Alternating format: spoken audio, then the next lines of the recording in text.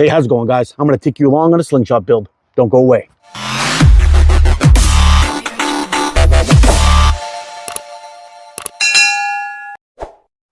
Hey, how's it going, guys? So I figured it'll be fun to take you guys along on a slingshot build.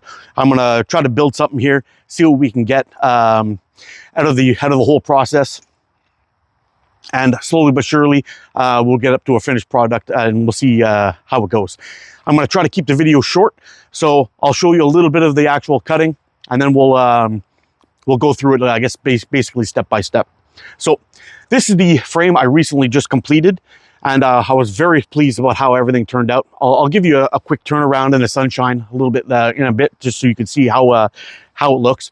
But I learned a lot from this build, and I think I could even take it up another notch. So I guess we'll show you this one, and then I'll show you the idea I've got going on with the next one. And then we'll slowly but surely go through the tools, and then we'll start cutting and putting things together. I think it'll be fun. All right, guys, this is my first build ever. It's not perfect. It does have a couple of flaws. Like, I made this clip a little bit too short. I went a little crazy with the sanding, but everything seems to hold up pretty nice. Fit and finish is pretty good for a first go. I did have a little bit of trouble on one of these fork tips. I did get a little ding in it. I dropped it on the floor while I was sanding it, unfortunately, but it's pretty minimal and in a spot where you'll never see it really. It's going over the fork tip, so it is what it is. But I'm very pleased in how it turned out, and I think we could take it up a notch and get something a little bit better even than how this one turned out. There won't be a metal core in the next one. It'll be only G10, but I was really shocked at how well this thing shot. So let's take a few shots with it, and then I'll show you the tools we're going to be using. This isn't a shooting video. This is a build video. So let's put one more good poke on them. Okay, maybe one more. It's too much fun.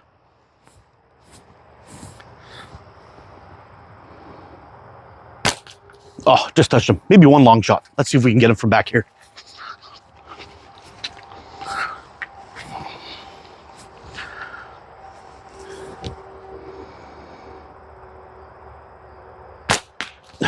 I'll take that. I'll take that and a bag of potato chips. All right, now that we got the shooting done and out of our system, I'll take you guys through the tools that I'm using, the blades that I'm using. That's a big one that I learned.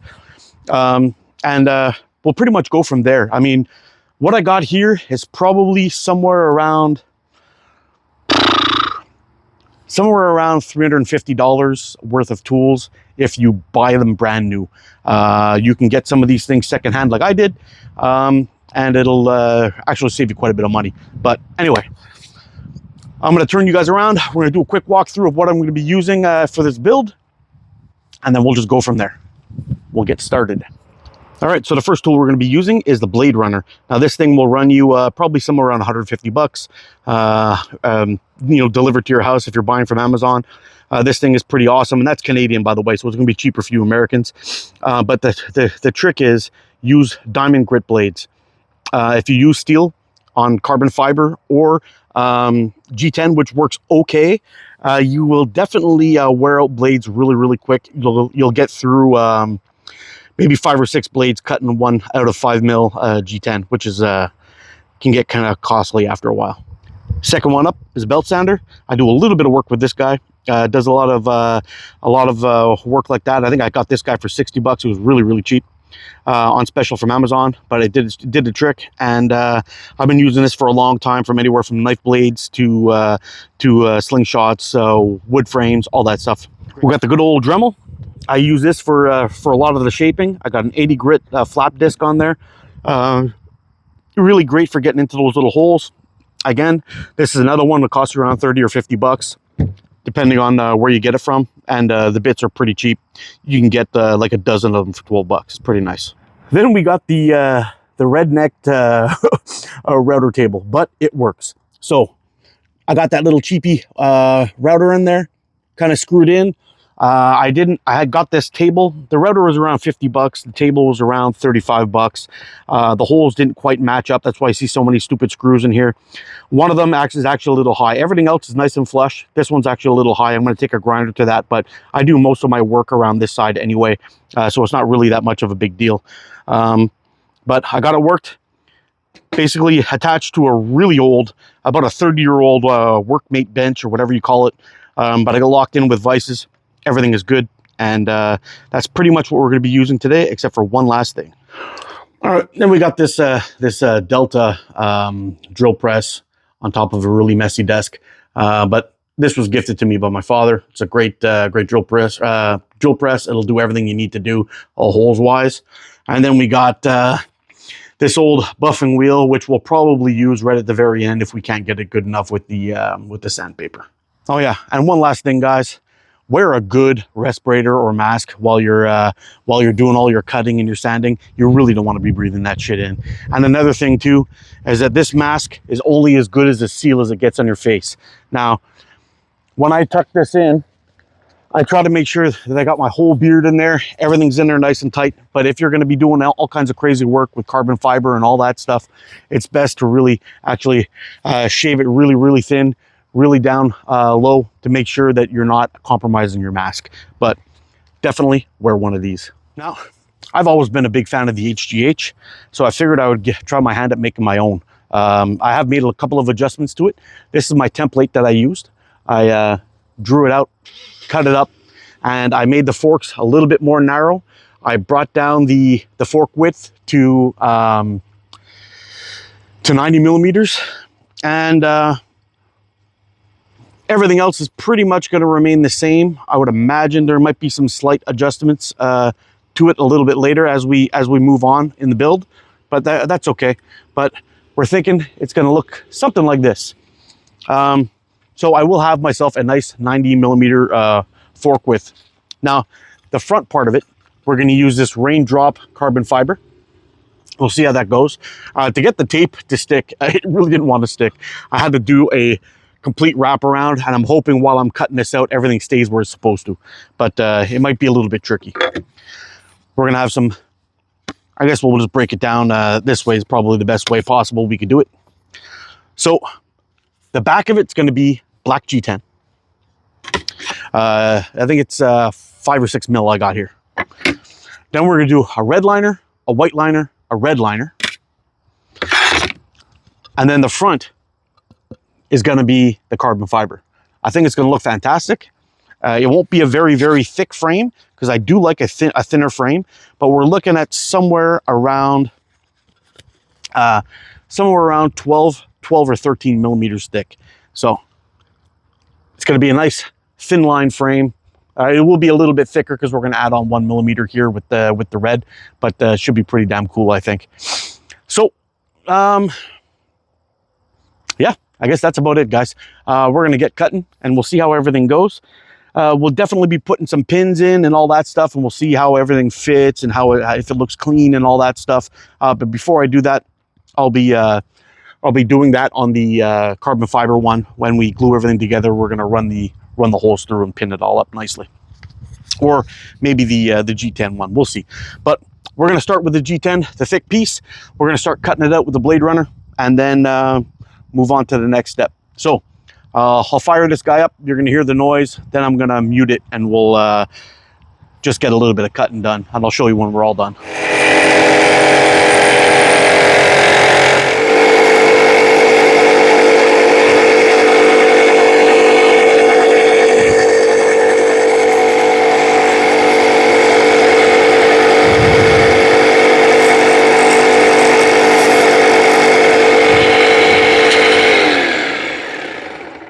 Not bad.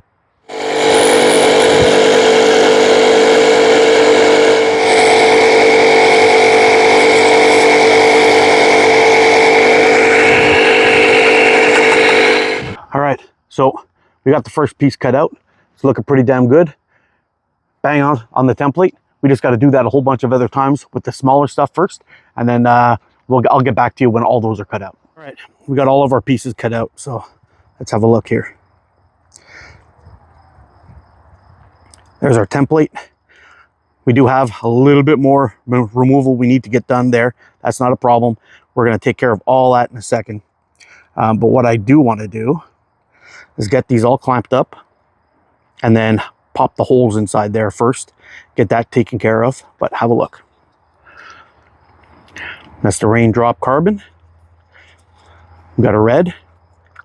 We got a white. We got a red. And then we got the G10 on the back end. So once we get all this kind of pretty close to even in size, how I'm going to do this is I'm going to put a clamp on here and a clamp up here, and I'm going to start kind of whittling away with the Dremel until we get it very, very close to what our template is. And then we're going to go ahead and pop those holes inside and make everything all fancy and pretty.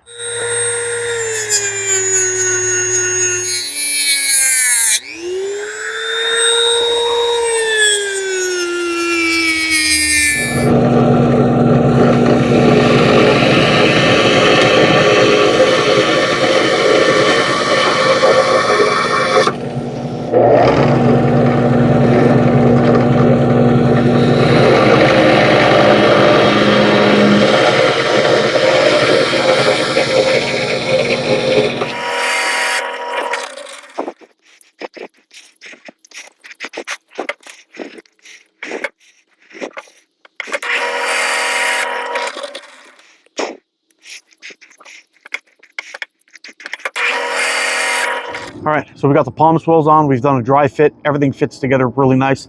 I'm just gonna grab that Dremel, do some final shaping in and around, make sure everything fits together pretty decent. Then we'll put everything together, sand her all down, and epoxy it together. And then I guess we'll come back for a part 2 on how we're gonna finish shaping this thing up. Basically, everything's sanded, everything's wiped down. I've got a nice flat, clean surface to put my stuff on here now. We're gonna put a cap on this alcohol so it doesn't all evaporate. Then we're going to go ahead and mix our epoxy, have some clamps ready to go, and then we should be good. I'm using this CEC. It's called the C-Tough.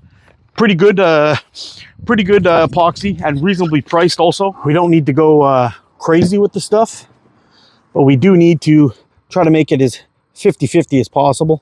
You'll find one of them, or one size, one of the bottles seems to be a little less thick than the other.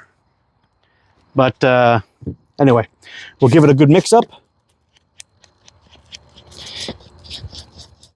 At this point, it's pretty simple. You just add your epoxy nice and even over the piece, and then put down another layer, and then add epoxy and a layer and repeat. So the nice thing about this epoxy is it's got a slower curing time, so you don't have to rush. You just keep on adding your pieces one after another till you're all till they're all used up and you're ready to start clamping.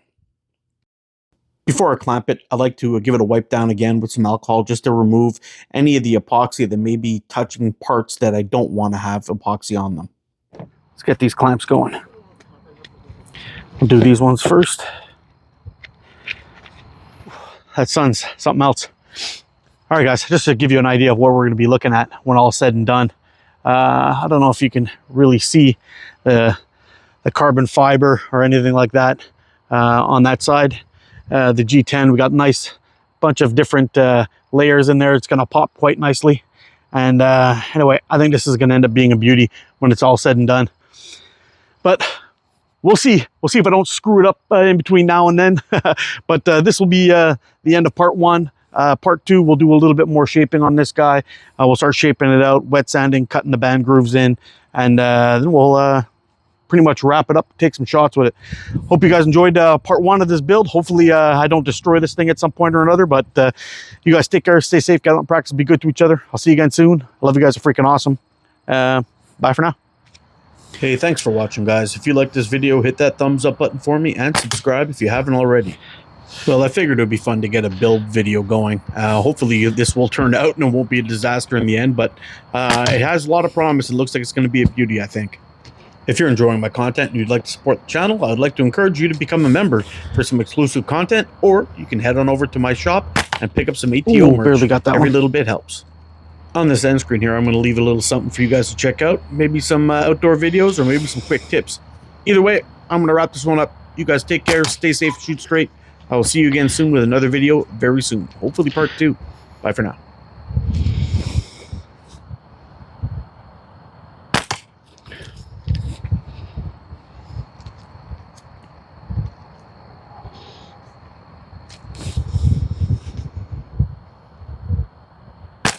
Oh, I missed the last one. Boo.